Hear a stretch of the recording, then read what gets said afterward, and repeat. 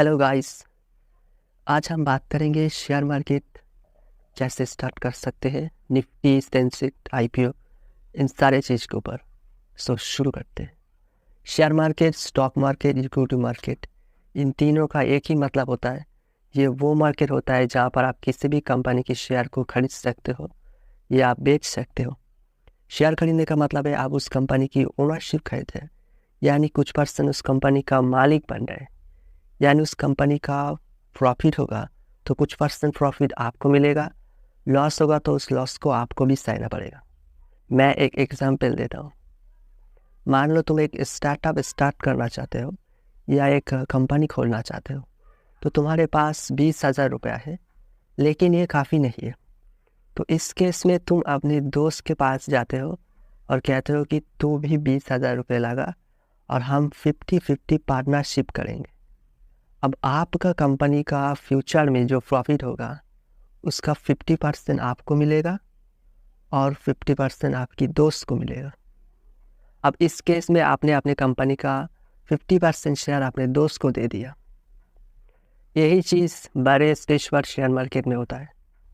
यहाँ पर आप अपने दोस्त के पास जाने के बजाय पूरी दुनिया के पास जाते हैं और कहते हो कि आप मेरे कंपनी का शेयर खरीदो। तो शेयर मार्केट एक्चुअली ये होता है। अब आप शेयर मार्केट स्टार्ट कैसे कर सकते हैं?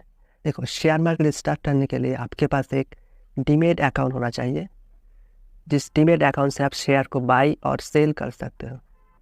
मार्केट में बहुत सारे डीमेट अकाउंट ओपन करने वाले ऐप यानी कि ब्रोकर मिल जाएगा, जैसे कि ज़ीरोधा, अपस्टॉक, एंजल वन, ऐसे बहुत सारे। सही ब्रोकर को चुनने के लिए आप फिनोलॉजी की वेबसाइट में जा सकते हैं। अब बात करते हैं निफ्टी और सेंसेक्स के बारे में। देखिए, आपने टीवी के टीआरपी या फिर बिग बॉस की टीआरपी के बारे में तो ज़रूर सुना है। इसमें एक एरिया की कुछ टीवी में डिवाइस लगा करके चेक किया जाता है कि लोग क्या देख रहे हैं। पूरे इंडिया के टीवी में नहीं लगाया जाता है, क्योंकि इतना पॉसिबल भी नहीं है कि पूरे इंडिया के टीवी में डिवाइस लगा करके चेक किया जाए कि लोग क्या देख रहे हैं। इसलिए कुछ सैंपल लिया जाता है और उस सैंपल के ऊपर बेस करके पता किया जाता है कि लोग क्या देख रहे हैं। तो इस तरह से टीआरपी डिसाइड होता है। अब क्योंकि सारे कंपनीज को ट्रैक करना पॉसिबल नहीं है, तो बॉम्बे स्टॉक एक्सचेंज क्या करता है, टॉप 30 कंपनीज को ट्रैक करके मार्केट का हाल पता करते हैं, जिसे सेंसेक्स नाम दिया गया है। और national stock exchange top 50 companies को ट्रैक करके मार्केट का हाल प्रेडिक्ट करता है, जिसे निफ्टी कहा जाता है। अब आप ये सोच रहे हैं कि ये जो सेंसेक्स है, निफ्टी है, इसमें कौन सी कंपनी लिस्टेड होती है। देखो, सेंसेक्स में टॉप 30 बड़े कंपनी लिस्टेड होती है और निफ्टी में टॉप 50 बड़े कंपनीज लिस्टेड होती है। अब ये बड़े कंपनीज क्या होती है, डेफिनेशन क्या होता है बड़े कंपनी का, ये डिसाइड कैसे होता है। देखो, टोटल नंबर ऑफ शेयर एक पर्टिकुलर कंपनी का जो होता है और जितने रुपया की होता है उसको मल्टीप्लाई कर दे तो जो भी अमाउंट आएगा, जिस भी कंपनी का सबसे ज़्यादा अमाउंट आएगा वो कंपनी बड़ी होगी। तो इसी तरह से टॉप 30 और टॉप 50 की लॉट बनती है। अब ये जो सेंसेक्स और निफ्टी है, इसमें जो टॉप 30 और 50 कंपनीज होती है, ये चेंज भी होती रहती है। अब कोई कंपनी के शेयर नीचे जा रहा है तो वो टॉप 30 या 50 की लिस्ट से हट भी जाता है। अब बात करते हैं आईपीओ और आईएफओ के बारे में।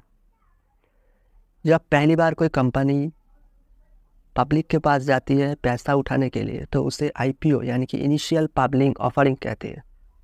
अगर कोई कंपनी के नाम पर पब्लिक लिमिटेड लिखा है, इसका मतलब ये होता है कि वो कंपनी पब्लिक के पास जाके अपना शेयर देके पैसा उठा चुकी है या ले चुकी है। अब आप मार्केट में जाके उस कंपनी का शेयर खरीद सकते हैं। अब आईपीओ कैसे लाया जाता है, आईपीओ लाने का क्या प्रोसेस है। देखो, सबसे पहले आपको एक अंडरराइटर इन्वेस्टमेंट बैंकर हायर करना होगा। वो आपकी कंपनी का प्रोफाइल रिव्यू करेगा कि कितना फंड चाहिए आपको, बदले में कितना शेयर देंगे आप। एलिजिबिलिटी वगैरह चेक करेगा, जैसे कि एक एलिजिबिलिटी होता है डेली का जो टर्नओवर है वो 10 लाख के ऊपर होना चाहिए। ऐसे बहुत सारे एलिजिबिलिटी होता है, ये सब चेक करते हैं वो लोग। उसके बाद आपको रजिस्ट्रेशन करना होगा। आपका जो फाइल है वो अप्रूव होगा सेबी से। बिना सेबी से अप्रूव हुए आपका आईपीओ नहीं आ सकता। उसके बाद आपको स्टॉक एक्सचेंज में एप्लीकेशन डालनी है जो भी शेयर आपने सोचिए कि आईपीओ में लेके आएंगे उसकी प्राइसिंग वगैरह करनी है। तो ये होता है आईपीओ लाने का प्रोसेस। आप दूसरी बार जब कोई कंपनी आईपीओ लेकर आते हैं तो उसे आईएफओ कहते हैं। ऐसे ही शेयर मार्केट के बारे में जानने के लिए और फाइनेंस रिलेटेड वीडियो देखने के लिए हमारे चैनल को सब्सक्राइब कीजिए। हम ऐसी और भी टॉपिक के ऊपर वीडियो बनाएंगे।